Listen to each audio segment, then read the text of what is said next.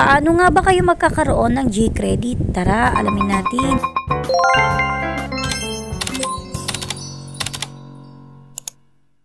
Alam nyo naman na ang G-Credit ay isa sa tatlong loan ni GCash na kung saan pwede natin gamitin sa pagbabayad ang G-Credit sa pag-grocery, sa pag-shopping o kahit na sa pagbayad ng ating mga bills.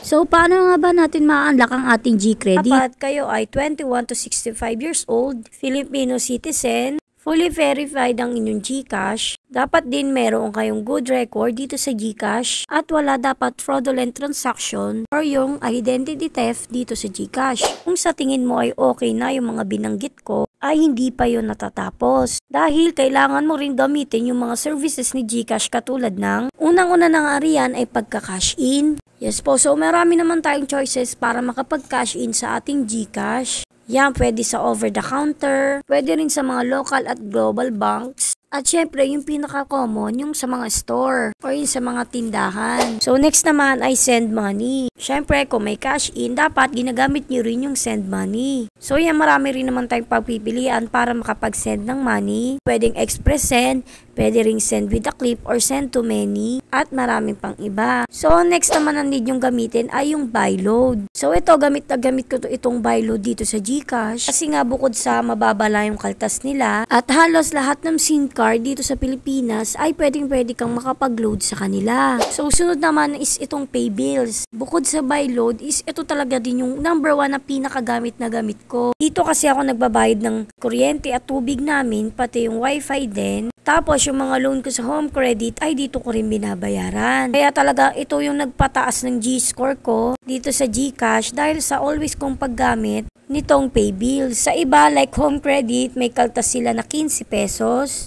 Pero yung sa iba is wala naman na. Next naman ay G-Insure. Ito yung insurance ni GCash. So ito, hindi ko to ginagamit. Pero baka sa mga next day, itry ko to. Tapos gagawa rin ako ng video. Next naman ay G-Invest. Ito, isang beses ko lang to trinay. Naglagay lang ako ng 50 pesos. Tapos dali-dali ko rin naman siyang tinalis. Kaya hindi ko sure kung nakatulong din ba ito sa pagkakaroon ko ng o hindi. Pero pwede nyo rin to itry kapag gusto nyo mag-try. Siguro susubukan ko rin to itry at gagawa rin ako ng video para sa inyo. Lastly, ito namang G-Save. Ito hindi to kasama sa listahan ni GCash. Pero tingin ko isa rin to nagpataas ng G-score ko para magamit yung G-credit ko. Before, every Friday, sahod ng asawa ko is naglalagay ako dito ng 1,000. Tapos, wini-withdraw ko din. Yung CIMB pala yung gamit ko dito kasi sa CIMB is hindi mo kailangan ng maintaining balance. Kung mapapansin ninyo is halos same lang talaga sila kung paano ma-unlock yung G-loan. Dahil nga nag-research ako is ganun din talaga yung lumabas. Kaya huwag kayong magsawa na gamitin ang inyong GCash